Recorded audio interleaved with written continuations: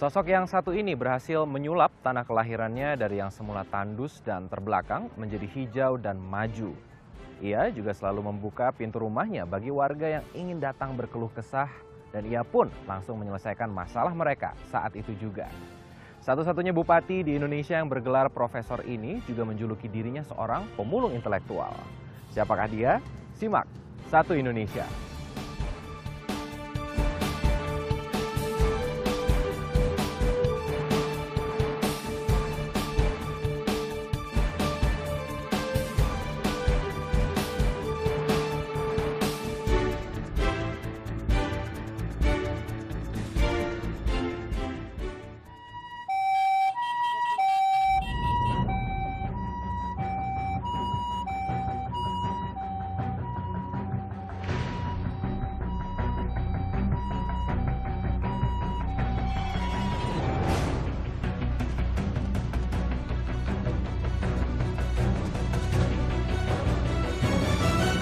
Brigade Siaga Bencana atau BSB adalah sebuah program unggulan dari Kabupaten Bantaeng, di mana konsepnya sebenarnya simpel, yaitu menjemput warga yang membutuhkan bantuan medis. Program ini dilirik oleh banyak Pemkab dan juga Pemkot daerah lain, sehingga mereka rela untuk berkunjung jauh-jauh ke Kabupaten Bantaeng untuk studi banding dan mempelajari lebih jauh soal Brigade Siaga Bencana ini. Nah, sudah bersama saya sekarang sang penggagas, yaitu Bupati Kabupaten Bantaeng, Bapak Nurdin Abdullah. Halo Pak. Apa kabar? Baik. Sehat? Sehat, alhamdulillah. Alhamdulillah sehat. Kemarin saya juga sempat ada di sini gitu ya, dan saya sempat merasakan langsung bagaimana cepatnya penanganan di Brigade Siaga Bencana ini, yaitu laporan dari warga dan setelah itu kurang dari 20 menit ambulans sudah berangkat dan sudah kembali lagi di sini untuk menolong warga yang membutuhkan pertolongan tersebut. Boleh dijelaskan nggak sih Pak, Brigade Siaga Bencana ini sebenarnya seperti apa? Kami mencoba untuk menggagas sebuah ide ambulans mobile karena kemampuan fiskal yang kecil, sehingga kita mencoba untuk mencari bantuan ke Jepang. Ya, alhamdulillah kita bisa mendapat respon positif dan dari Jepang datang kemari melihat kondisi Bantaeng. Nah, selanjutnya ya mereka realisasikan. Saya dengar yang salah satu yang paling baru yang ada di sebelah sana ya? Ya, betul. Kita boleh lihat Pak ke sana? Ya, silakan. Mari kita lihat.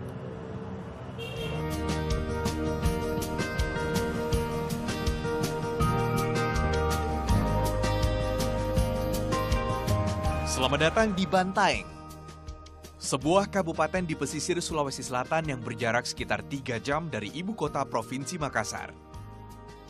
Luas Bantaeng tak lebih dari 1% luas provinsi, dengan jumlah penduduk mencapai 180.000 jiwa. Dahulu Bantaeng dijuluki sebagai Kabupaten Butatoa atau Tanah Tua. Lahan yang kering sulit dimanfaatkan untuk bercocok tanam. Perekonomian masyarakat pun seolah jalan di tempat.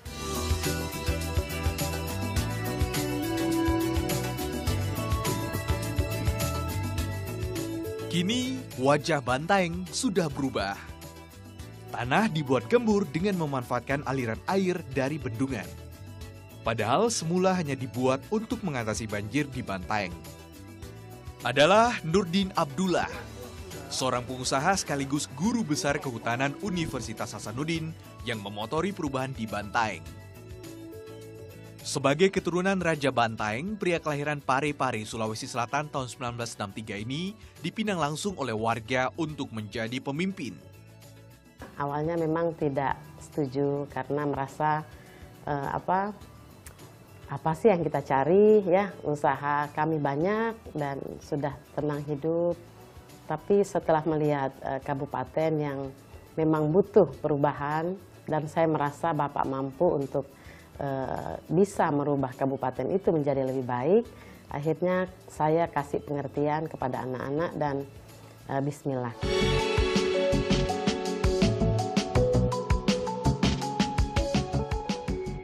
Dalam waktu kurang dari 1 dekade, sejumlah terobosan telah Nurdin buat.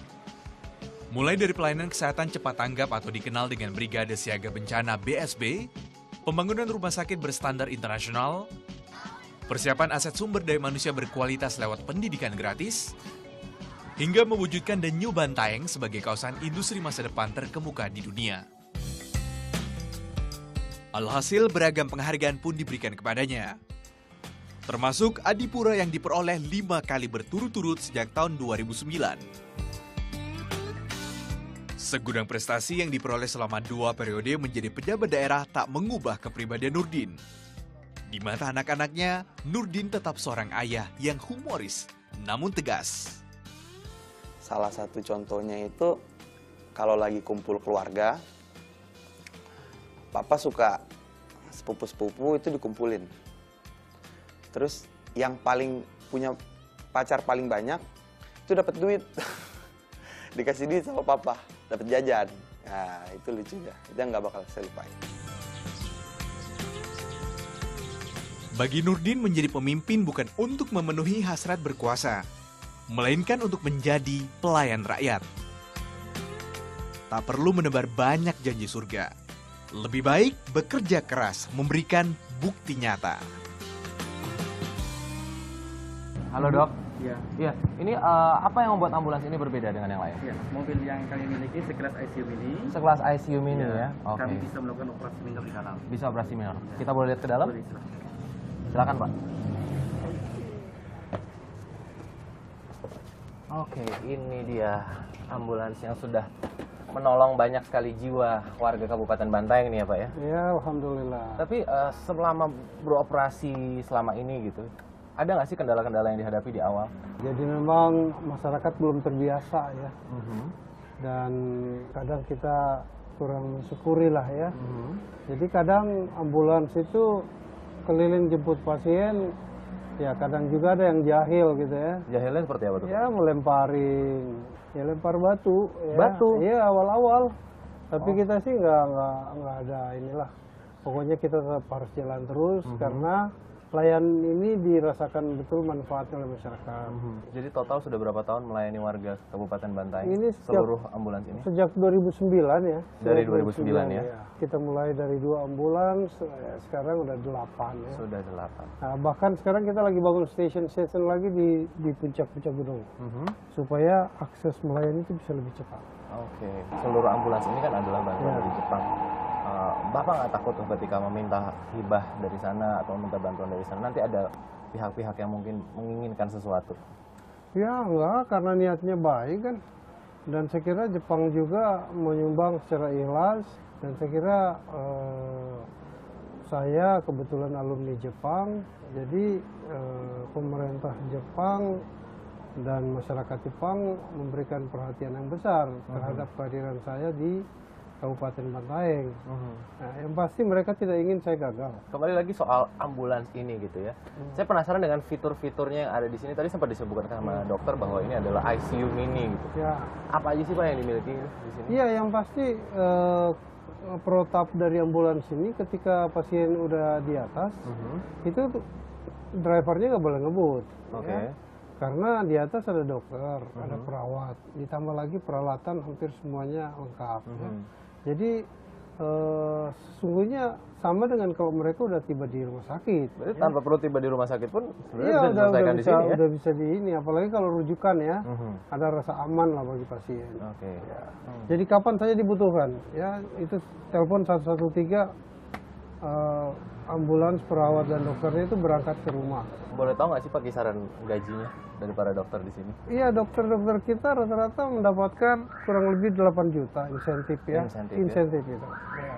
Tapi Ya. dengan pelayanan kesehatan yang sudah sangat baik, kemudian juga masyarakat yang membutuhkan langsung dijemput dengan penanganan yang cepat juga, membutuhkan nggak sih kartu-kartu saksi itu untuk diterapkan di sini? Atau juga sudah berjalan dengan maksimal? Iya, saya kira tidak. Ya, kalau Bantaeng ini siapapun yang datang ke Bantaeng itu mendapat hak untuk dilayani, terutama layanan kesehatan. Nah, termasuk juga di sepanjang jalan utama kita ini, Iya. kalau ada kecelakaan ya, itu secara otomatis itu tanpa si korban menelpon itu langsung Langsung berangkat iya ke sana karena masyarakat yang ada di lokasi itu yang menelpon ke sini. Jadi itu sudah menjadi sistem, sebuah sistem. Oke, jadi Iya. semua orang sudah melakukan itu Iya, ya? jadi kendaraan untuk laka lantas itu nggak dibutuhkan lagi di sini, cukup dengan BSB. Itu bisa ditolong segera. Oke, artinya berarti kartu sakti itu bagaimana nanti kalau akan diterapkan di sini?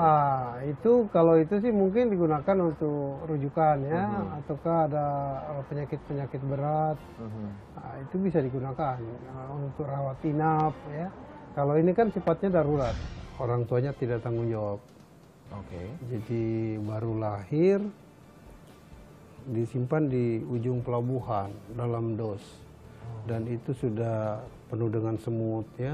Itu anak nggak nangis, dia cuman itu baru lahir gitu.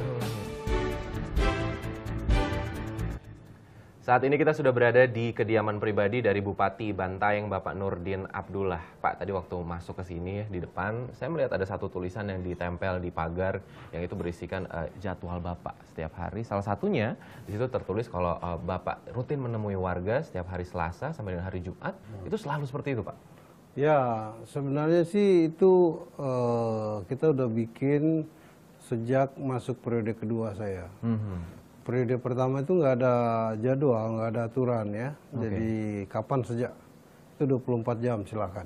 Nah, setelah periode kedua, saya pikir persoalan sudah makin berkurang, terus sistem udah mulai berjalan, fungsi-fungsi pemerintahan sudah berjalan dengan baik, sehingga masyarakat tidak perlu harus ke bupati lagi. Jadi yang datang sekarang ini ya betul-betul persoalan yang tidak bisa diputuskan oleh pemerintahan kita yang ada di wilayah masing-masing. Tapi kan tadi Bapak sempat menyampaikan kalau yang disampaikan masalah-masalahnya adalah masalah-masalah yang tidak lagi bisa diselesaikan oleh pemerintah gitu. Masalah-masalah seperti apa sih kalau boleh tahu? Ya seperti misalnya aparatur pemerintah ya. Jadi pegawai-pegawai kita yang menghadapi hambatan birokrasi.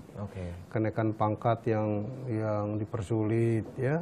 Terus pemberian izin yang berbelit-belit oleh atasan ya. Itu saya langsung selesaiin. Paling aneh, Pak, yang pernah diminta apa? Yang paling aneh ya menyelesaikan persoalan keluarga.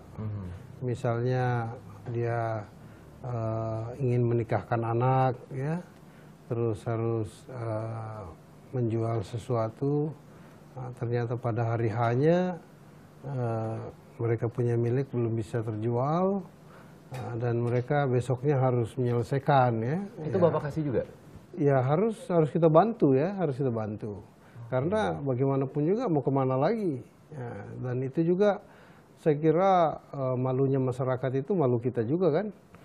Jadi jangan sampai hanya persoalan kecil sampai mencoreng nama baik kita sebagai orang Bantaeng. Gitu. Ini kan rumah pribadi nih Pak, Ibu tinggal di sini gitu ya. Pernah ada komplain nggak sih karena mengganggu privasi, let's say seperti itu? Enggak, kita dari awal memang udah mewakafkan diri kan. Jadi apapun yang terjadi kita harus terima. Saya bersama istri malah ada rasa sedih kalau masyarakat udah nggak datang gitu ya. Justru malah senang ya di masyarakat. Jadi kita itu ada rasa ada apa ya? Jangan-jangan ada sesuatu yang mereka kecewa lantas nggak ada yang datang lagi gitu. Kadang juga sehari saya cek nggak ada orang. Ya mungkin memang nggak ada persoalan ya. Iya. Tapi kita yang merasa gitu, yang biasanya setiap hari menerima mereka. Takutnya warga yang malah kenapa-napa jadi nggak mau datang lagi ya Pak ya? Iya, takutnya seperti itu. Jangan sampai mereka kecewa. Ini saya dapat bocoran nih Pak. Katanya Bapak nih sekarang lagi punya mainan baru. Saking Bapak sukanya sama mainan baru ini, Bapak sampai bisa 2-3 kali dalam sebulan pergi ke Jepang. Ceritain dong Pak. Oh, enggak. Saya itu senang anak-anak ya. Saya itu senang anak-anak. Jadi siapa nih Bapak temuin di Jepang nih? Oh, cucu dong. Nah, Cucu? Ya. Cucu pertama nih Pak ya? Iya. Sebenarnya itu orang tuanya tidak tanggung jawab. Jadi baru lahir, disimpan di ujung pelabuhan dalam dos, dan itu sudah penuh dengan semut ya. Itu anak nggak nangis, Dia cuman itu baru lahir gitu. Baru lahir. Ya, Waktu saya itu yang pas menemukan siapa, Pak? masyarakat. Oh, Nah, waktu itu saya lagi umroh di Mekah. Ya. Mhm. Saya mendapat telepon dari direktur rumah sakit, wah ada kejadian seperti ini, gini kejadiannya. Saya langsung putuskan, itu anak saya ambil. Oke. Ya, kebetulan anak saya kan juga baru nikah ya. Mhm. Jadi saya minta anak saya yang rawat. Jadi itu kasusnya beda. Saya selalu harus memberikan kasih sayang pada dia. Ya. Makanya saya setiap hari itu pantau tapping ya. Sekarang umur berapa sih, Pak, kalau boleh tahu? Sekarang Cucunya Bapak? 6 bulan, 6 bulan ya. 6 bulan ya? 6 bulan. Wah, itu lagi lucu-lucunya tuh berarti Lagi ya? lucu-lucunya. Dan dia kalau setiap hari itu, saya 3 kali tuh, saya lihat wajahnya aja ngobrol lewat itu. Ya Alhamdulillah saya bisa membahagiakan dia. Iya. Saya juga dapat satu bocoran lagi dari ibu gitu ya. Katanya Bapak nih nggak suka sama 2 jenis makanan. Nah, Apa aja tuh, Pak? wah itu bawang bombay itu ya. Nah, itu Bawang bombay daun dan bawang. Sama? Daun bawang. Karena Tapi kalau dia- daun bawang sama bawang bombay sendiri, bukan itu malah bikin enak masakan ya? Kok Bapak malah nggak suka sih? bukan nggak suka. Saya waktu awal tiba di Jepang, setiap hari itu profesor saya selalu masuk ke restoran yang ada itu. Jadi makan itu terus, setiap hari. Setiap kita ke lapangan, pasti restoran itu aja kita tuju. Akhirnya kan menjadi enak ya. Iya. Jadi siapa yang membuat Bapak akhirnya memutuskan? Ya masyarakat dari Bantaeng yang datang ke saya, awalnya memang sounding dari tokoh-tokoh masyarakat yang datang. Dia mengatakan begini, kami hadir ini semata-mata ingin menurunkan Bapak dari kenikmatan.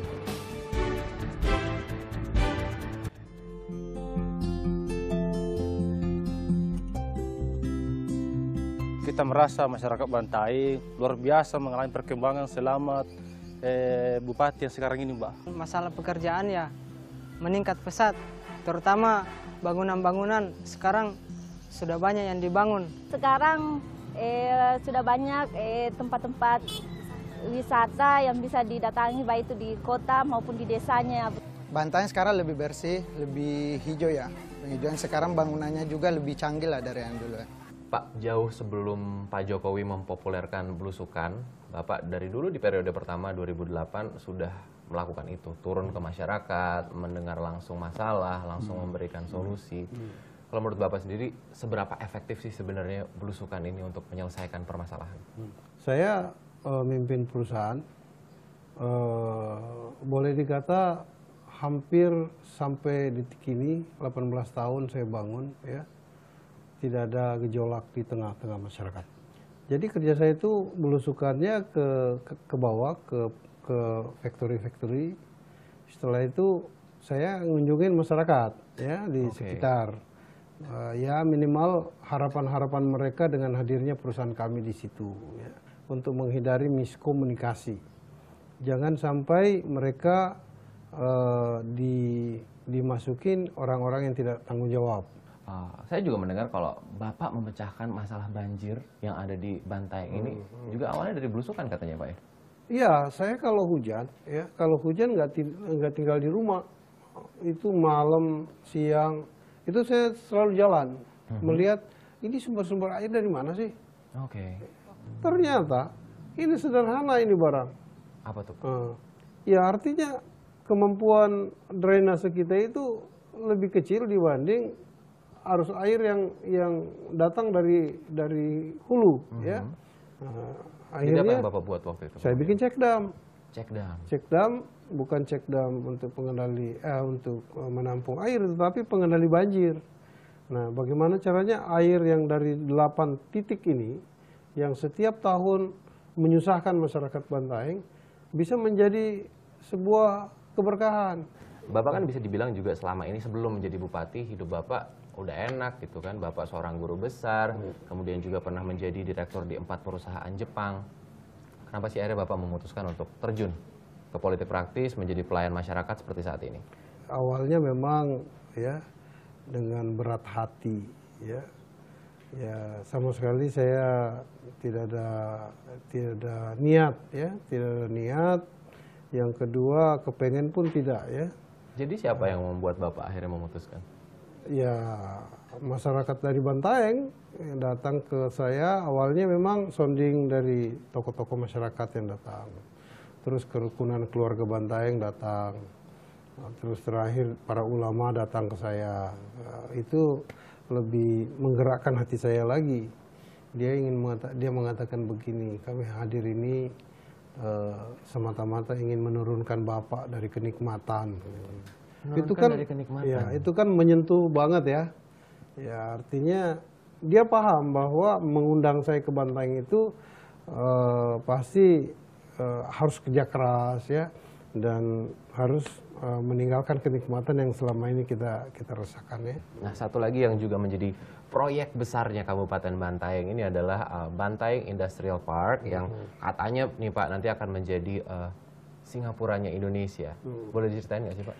Nah, jadi Bantaeng ini wilayah kecil. Kalau kita hanya bertumpu pada sektor pertanian dan orientasi pada pasar lokal, itu tidak akan mungkin kita akan mendapatkan lonjakan pertumbuhan yang tinggi.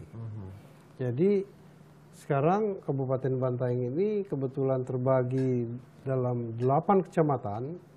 Satu kecamatan itu memang kecamatan yang boleh saya katakan 2008 itu adalah kantong kemiskinan di Bantaeng ini. Karena itu adalah lahan kering. Yang kedua curah hujan rendah. Yang ketiga tanah tidak subur. Saya pikir untuk merubah nasib masyarakat Pajukukang, tidak ada cara lain kecuali Pajukukang harus menjadi kawasan industri. Nah, alhamdulillah kalau kita lihat rencana investasi yang ada di Kabupaten Bantaeng ini, ya saya kira tidak kurang dari 10 triliun ya. 10 triliun ya, Pak? Itu tidak kurang untuk saat ini. Untuk saat ini. Dan ini terus akan berkembang.